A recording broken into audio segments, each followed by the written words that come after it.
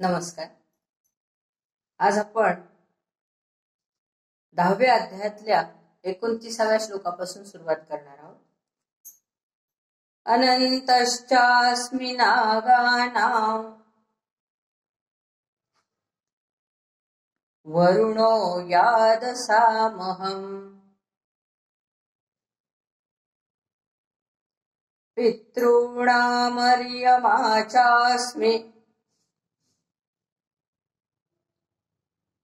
यमः संयमतामहम् अनन्तश्चास्मि नागानां वरुणो यादसामहम् पितॄणामर्यमा चास्मि यमः संयमतामहम्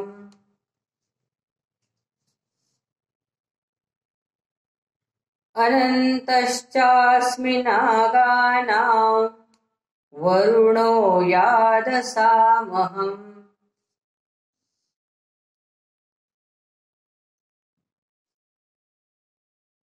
पितॄणामर्यमा चास्मि यमः संयमतामहम्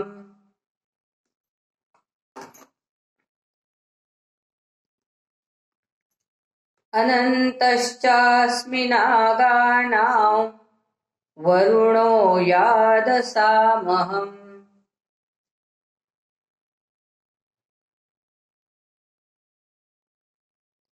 पितॄणामर्यमा चास्मि यमः संयमतामहम्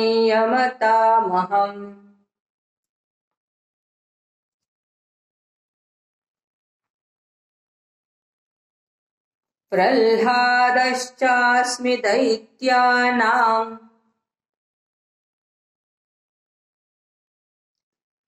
कालः कलयतामहम् मृगाणां च मृगेन्द्रोऽहम् वैनतेयश्च पक्षिणाम्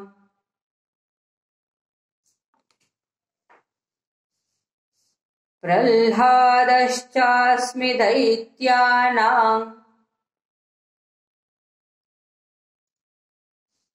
कालः कलयतामहम् मृगाणां च मृगेन्द्रोऽहम् वैनतेयश्च पक्षिणाम्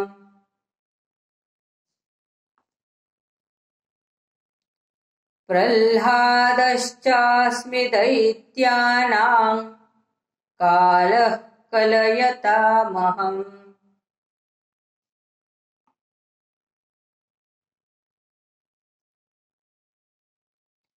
मृगाणां च मृगेन्द्रोऽहम् वैनतेयश्च पक्षिणाम्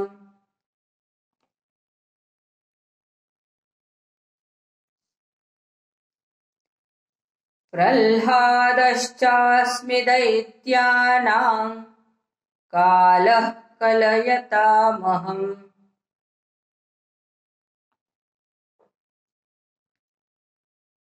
मृगाणां च मृगेन्द्रोऽहम् वैनतेयश्च पक्षिणाम्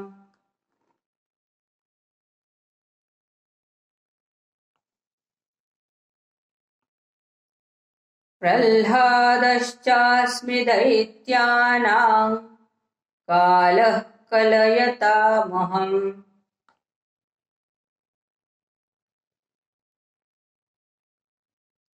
मृगाणां च मृगेन्द्रोऽहम् वैनतेयश्च पक्षिणाम्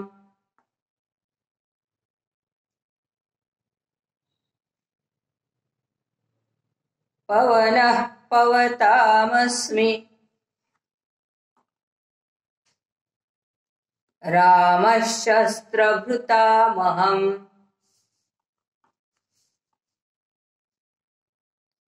झषाणां मकरश्चास्मि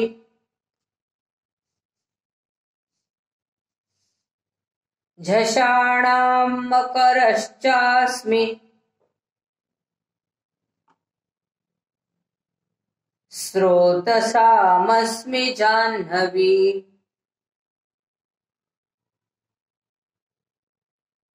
स्रोतसामस्मि जाह्नवी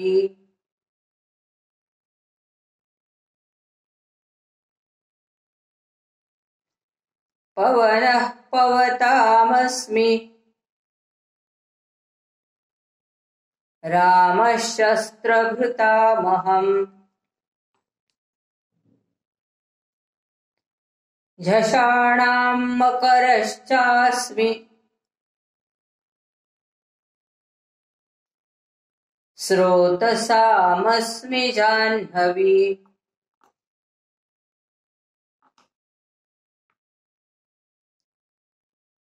पवनः पवतामस्मि रामः शस्त्रभृतामहम्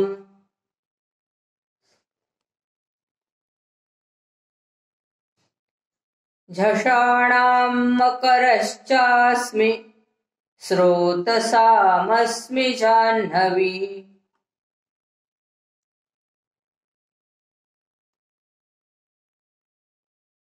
पवनः पवतामस्मि रामः शस्त्रभृतामहम्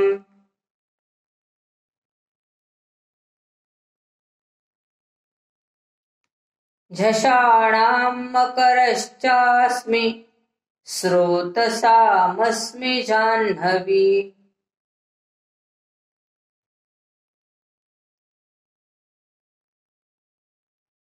सर्गाणामादिरन्तश्च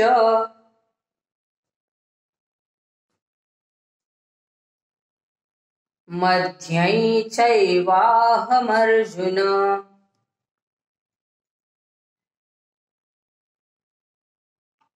अध्यात्मविद्या विद्यानां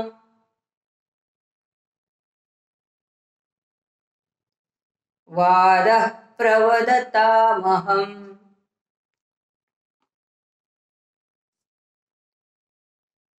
सर्गाणामादिरन्तश्च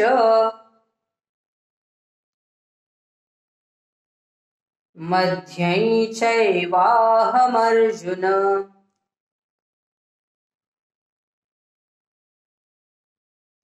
अध्यात्मविद्या विद्यानां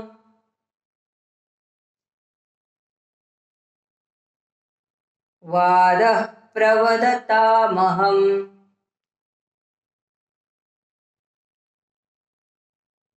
सर्गाणामादिरन्तश्च मध्यं चैवाहमर्जुन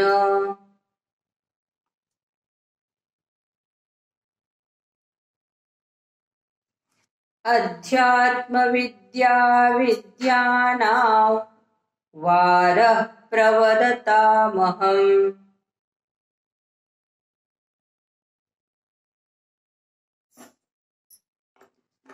सर्गाणामादिरन्तश्च मध्यं चैवाहमर्जुन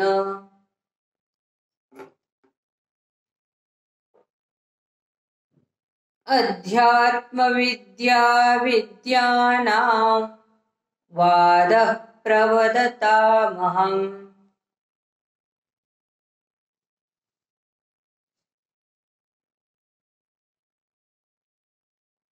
अक्षराणामकारोऽस्मि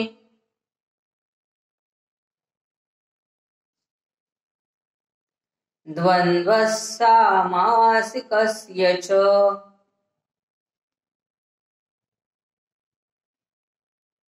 अहमेवाक्षयः कालो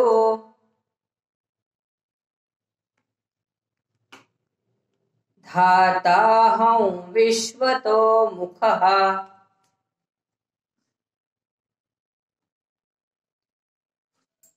अक्षराणामकारोऽस्मि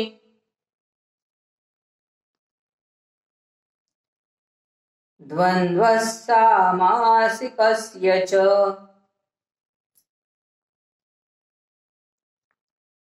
अहमेवाक्षयः कालो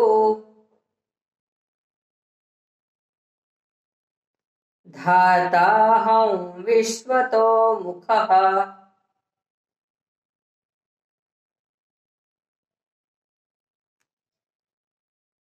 अक्षराणामकारोऽस्मि द्वन्द्वः सामासिकस्य च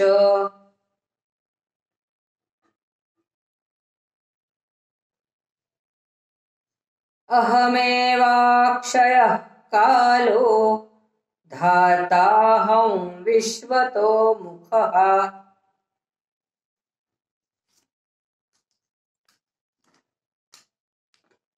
अक्षराणामकारोऽस्मि द्वन्द्वः सामासिकस्य च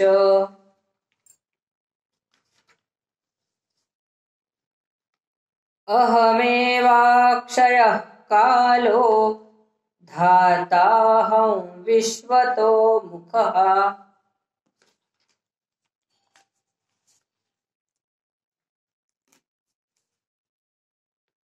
मृत्युः सर्वहरश्चाह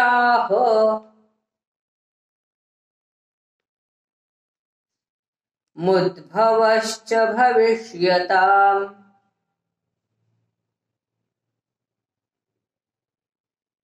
कीर्तिश्रीर्वाक्च नारीणाम्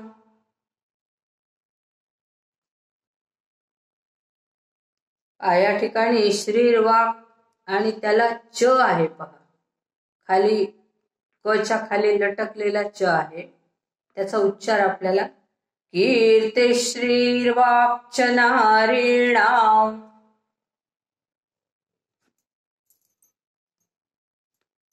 स्मृतिर्मेधा धृतिः क्षमा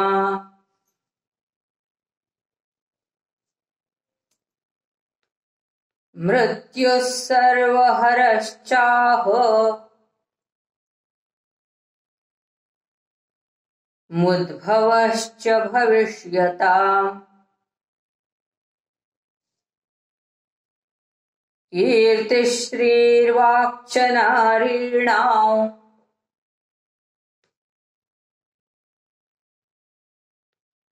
स्मृतिर्मेधा धृतिः क्षमा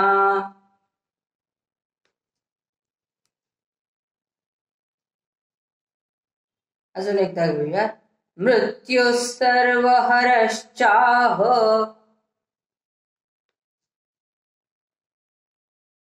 मुद्भवश्च भविष्यताम् कीर्तिश्रीर्वाक्च नारीणाम् स्मृतिर्मेधा धृतिः क्षमा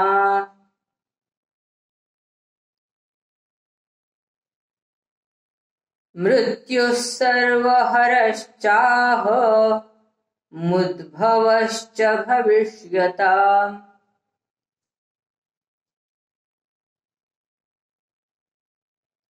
कीर्तिश्रीर्वाक्च नारीणाम् स्मृतिर्मेधा धृतिः क्षमा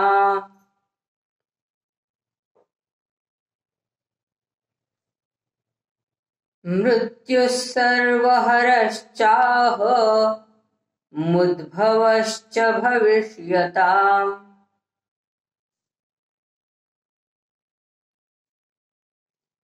कीर्तिश्रीर्वाक्च नारीणाम् स्मृतिर्मेधा धृतिः क्षमा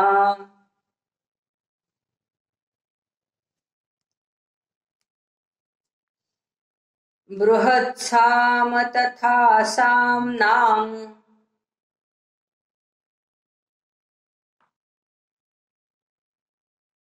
म च्या पोटात न जोडलेला आहे म्हणून साम नाम आणि ना माच्या वरच्या उच्चाराचा उच्चार आपण कसा करणार आहे, पुढे ग आल्यामुळे ङ, म्हणून बृहत्साम तथा साम्नाम्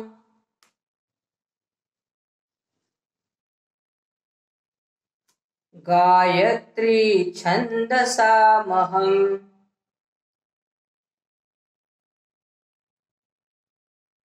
तर इथे पुन्हा सामना यामध्ये म ला न लटकलेला आहे, म्हणजेच म हलंत आहे आणि न त्याला काना आणि वर मात्रा हे पूर्ण अक्षर आहे. म्हणून बृहत् साम तथा सामनां गायत्री छन्दसामहम्।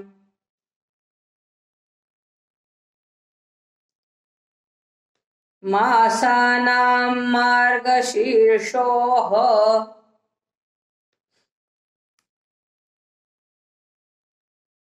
मृतूनां कुसुमाकरः।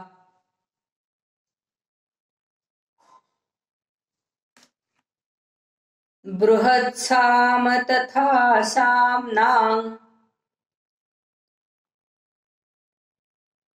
गायत्री छन्दसामहम्।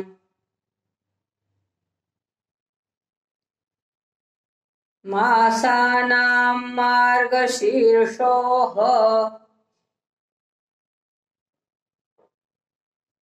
मृतूनां कुसुमाकरः।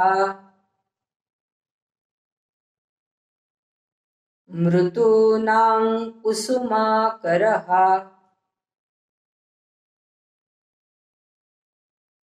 मृतूनाच्या नावर अनुस्वार पुढे आलेल्या क मुळे त्याचा उच्चार ङ सारखा, कारण क हे क वर्गातला आहे आणि क वर्गातला अनुनासिक ङ आहे, म्हणून मृतूनां कुसुमाकरः। बृहत्साम तथा साम्नां गायत्री छन्दसामहम्।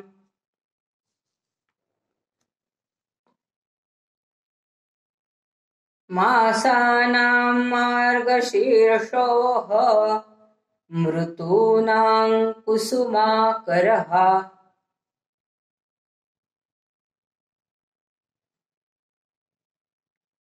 बृहत्साम तथा साम्नां गायत्री छन्दसामहम्।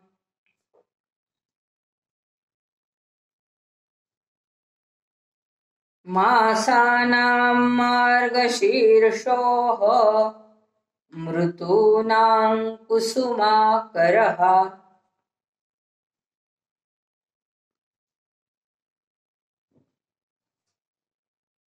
द्यूतैः छलयतामस्मि। द्यूतैः छलयतामस्मि। तेजस्तेजस्विनामहम्। जयोऽस्मि व्यवसायोऽस्मि।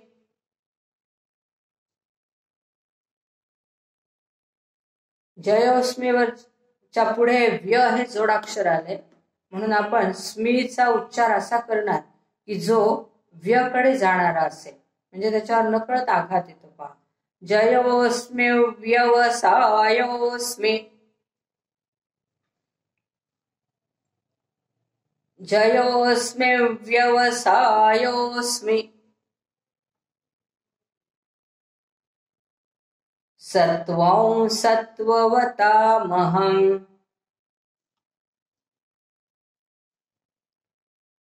द्यूतैः छलयतामस्मि। तेजस्तेजस्विनामहम्।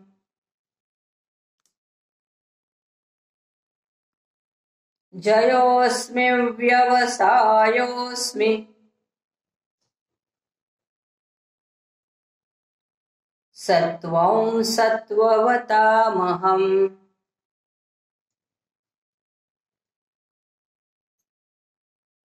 द्यूतैः छलयतामस्मि। तेजस्तेजस्विनामहम्।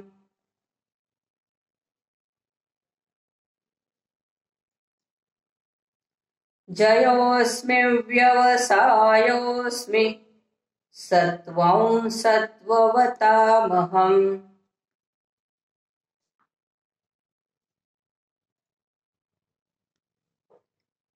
द्यूतं छलयतामस्मि तेजस्तेजस्विनामहम्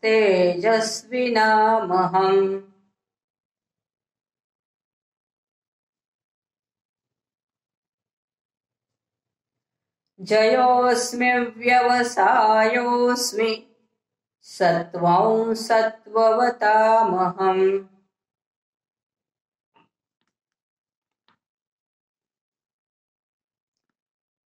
वृष्णीनां वासुदेवोऽस्मि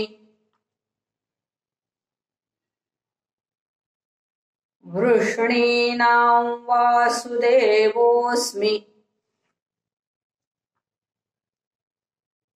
पांडवानां धनंजयः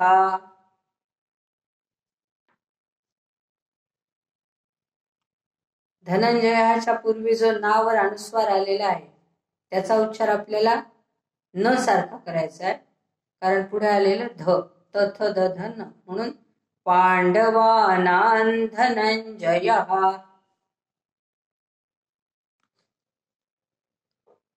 मुनीनामप्यहं व्यासः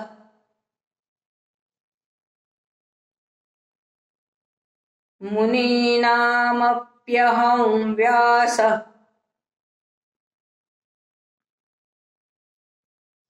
मुनीनामप्यहं व्यासः कवीनामुशना कविः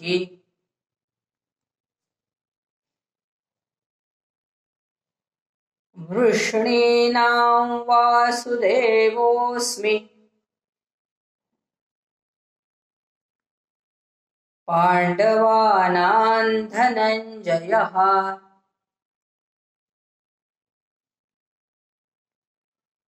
मुनीनामप्यहं व्यासः कवीनामुशना कविः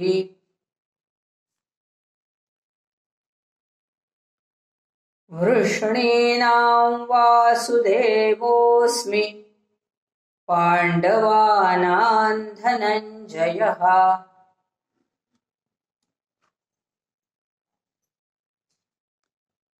मुनीनामप्यहं व्यासः कवीनामुशना कविः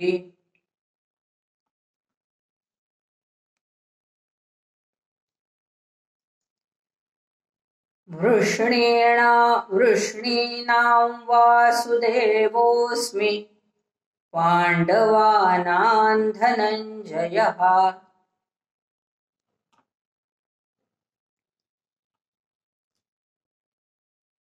मुनीनामप्यहं व्यासः कवीनामुशना कविः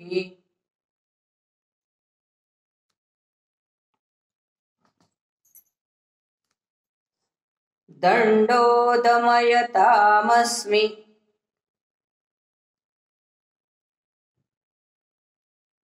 या ठिकाणी स्मी सगळीकडे ह्रस्व आहे, त्याचा उच्चार आपण तसाच ह्रस्व करणार. स्मी स्मी स्मी असा ह्रस्व उच्चार करणार आपण, दीर्घ नकोयस. दंडो दमयतामस्मि नीतिरस्मि जिगीषताम्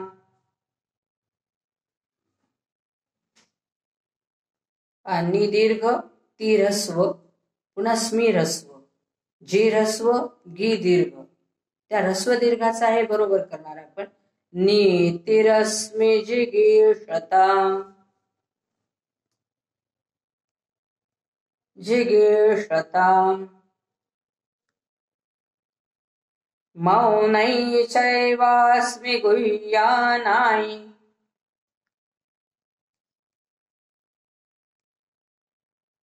पुढे ज्ञ आलं. ज्ञ आलं की मागील अनुस्वाराचा उच्चार आपण कसा करणार, य सारखा, कारण ज्ञ मध्ये संयुक्त अक्षर ज्ञ आहे, त्यात ज आणि य हे एकत्र आलेले आहे आणि ज असल्यामुळे ज्ञ मध्ये सुरुवातीला ज असल्यामुळे मागील अनुस्वाराचा उच्चार आपण य च छ ज ज य सारखा करणार.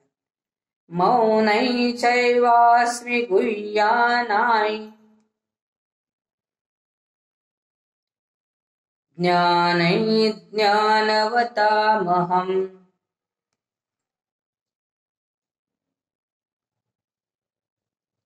दण्डोदमयतामस्मि नीतिरस्मि जिगीषताम्. मौनै चैवास्मि गुह्यानाय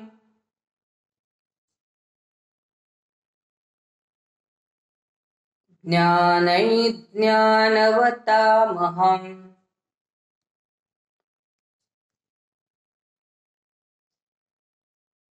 दण्डोदमयतामस्मि नीतिरस्मि जिगीषताम्.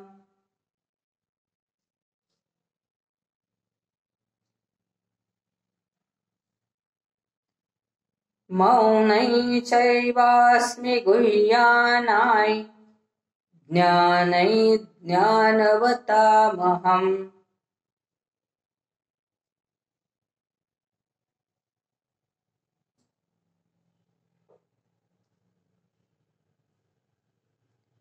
जर आपण ऱ्हस्व दीर्घाचा उच्चार बरोबर केला नाही ना तर अर्थ बदलतो. उदाहरण सांगते मी. सलील, सलील ल, त्या सलील मधला ल ऱ्हस्व असेल तर त्याचा अर्थ होतो पाणी, आणि दीर्घ असेल तर त्याचा अर्थ होतो सहजपणे. मग जर मला मी पाणी पिते असं म्हणायचं असेल तर अहम सलीलम पिबावे असं म्हणलं तर चूक होईल. मी सहजपणे पिते असा होईल अर्थ. आणि मी सहजपणे गाते असं म्हणायचं असेल तर अहम सलीलम गायामी, म्हणजे मी पाणी गाते असा अर्थ होईल त्याचा. म्हणून ऱ्हस्व दीर्घ उच्चार बरोबर केले पाहिजे. दण्डोदमयतामस्मि नीतिरस्मि जिगीषताम्.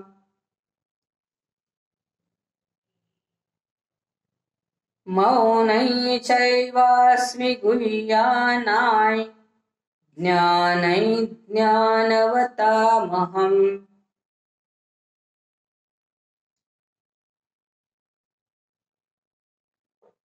यच्चापि सर्वभूतानां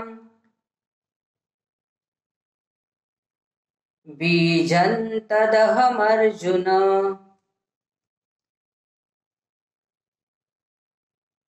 न तदस्ति विना यत्स्यान्, न तदस्ति विना यत्स्यान्.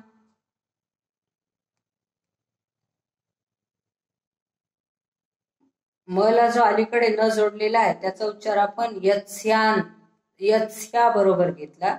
मग राहिलं काय म, म्हणून मया भूतै चराचरम्. यच्चापि सर्वभूतानां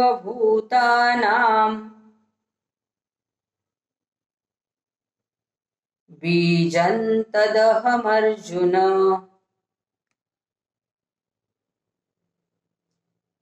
न तदस्ति विना यत्स्यान्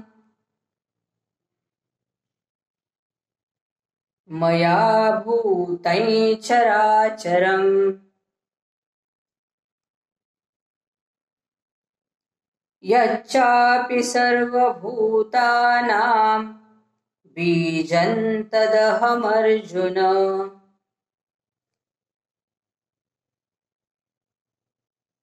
न तदस्ति विना यत्स्यान् मया भूतै चराचरम्.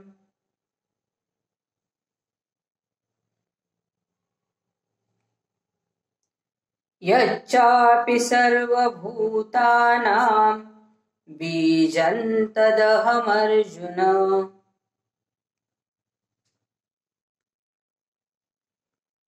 न तदस्ति विना यत्स्यान् मया भूतै चराचरम्.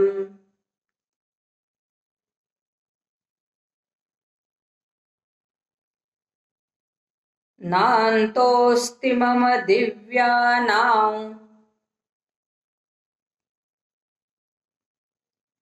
नान्तोऽस्ति मम दिव्यानां विभूतीनां परन्तप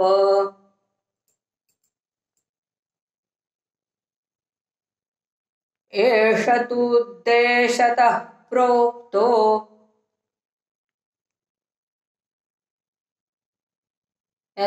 तूद्देशतः म्हटलं काय, तू दीर्घ आहे आणि द ला द जोडलेला आहे म्हणून आपण कसं म्हणणार, एष तूद्देशतः प्रोक्तो विभूतेर्विस्तरो मया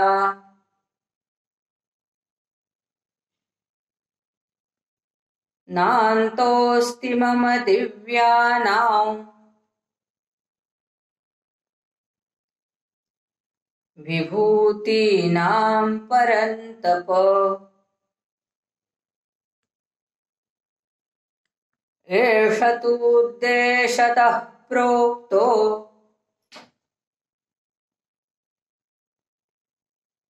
विभूतेर्विस्तरो मया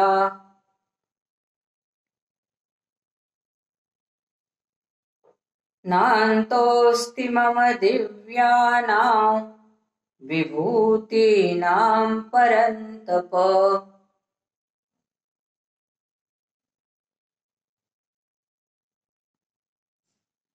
एष तूद्देशतः प्रोक्तो विभूतेर्विस्तरो मया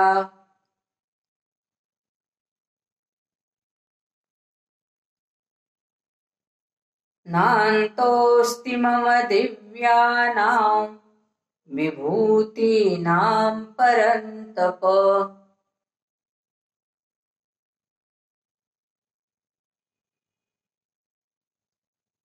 एष तूद्देशतः प्रोक्तो विभूतेर्विस्तरो मया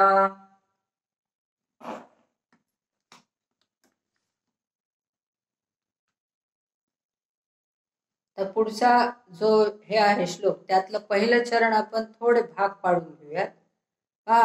यच्या पुढे द्य आलंय, त्या द्य मध्ये द आणि य एकत्र आहे म्हणून यद यद असं घेतलं तर राहिलं पुन्हा य म्हणून पुढे नेणार आपण यद. त्या द ला वी जोडलेला आहे म्हणजे यद यद विभूती. द ला व लटकलेलं आहे म्हणून द अर्ध आहे म्हणून ते य बरोबर घेणार. यद यद विभूती मत मत सत्व पुढे श्र आलेला आहे आणि म्हणून वचा त्या अनुस्वाराचा उच्चार व सारखा म्हणा. आता यद यद विभूती मत सत्व यद यद विभूती मत सत्व श्रीमदूर्जितमेव वा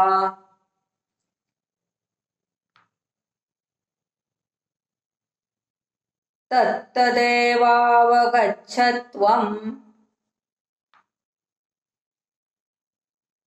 पुन्हा तला त जोडलेलं आहे म्हणून त्याचा उच्चार डबल येईल. तत्तदेवावगच्छत्वम्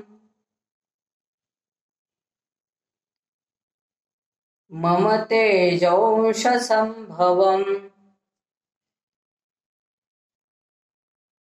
मम तेजोंश संभवम्. जोवर अनुस्वार पुढे आलेला श त्यामुळे उच्चार व सारखा. मम तेजोंश संभवम् यद यद विभूति मत्सत्वम् श्रीमदूर्जितमेव वा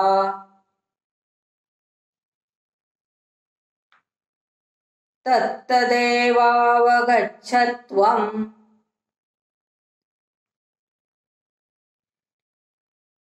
मम तेजोंश संभवम्.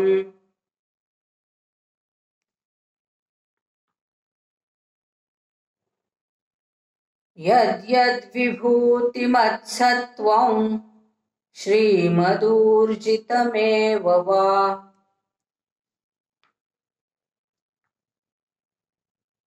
तत्तदेवावगच्छत्वं मम तेजंशसम्भवम्।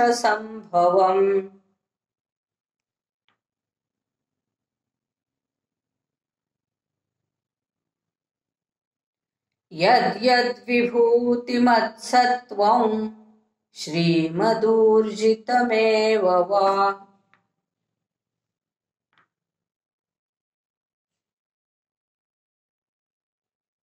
तत्तदेवावगच्छत्वं मम तेजंशसम्भवम्।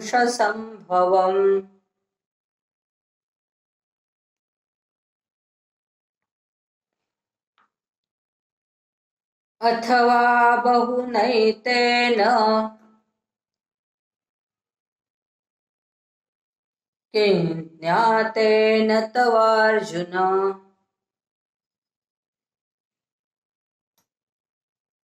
केवळच्या अनुस्वाराचा उच्चार य सारखा पुढे आलेल्या ज्ञामुळे। किं ज्ञातेन तवार्जुन। किं किं यचा उच्चार येतो त्यात, नचा नव्हे। किं ज्ञातेन तवार्जुन विष्टभ्याहमिदं कृत्स्न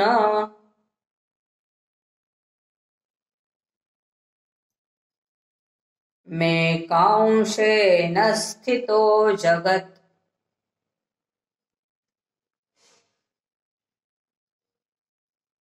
अथवा बहुनैतेन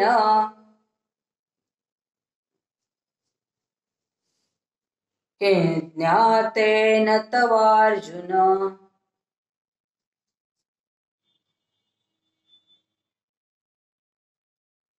विष्टभ्याहमिदं कृत्स्न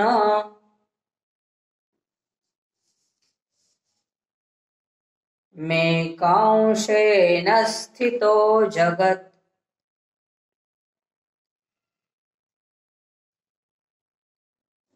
मेकांशेन मधल्या कावर अनुस्वार पुढे आलेल्या श मुळे व सारखा उच्चार।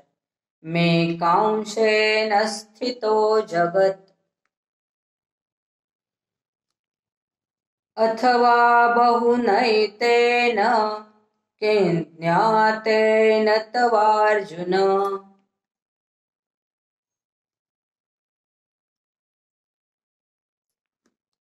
विष्टभ्याहमिदं कृत्स्न मे कांशेन स्थितो जगत्।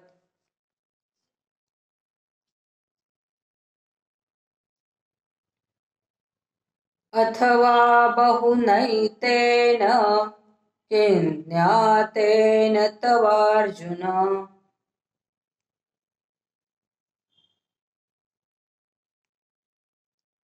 विष्टभ्याहमिदं कृत्स्न मे कांशेन स्थितो जगत्।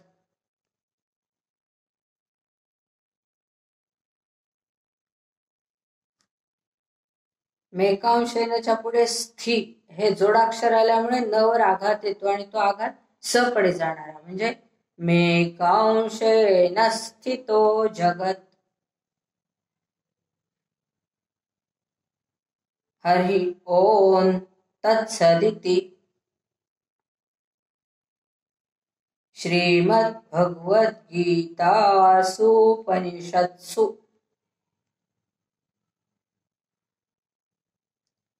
ब्रह्मविद्यायां योगशास्त्रे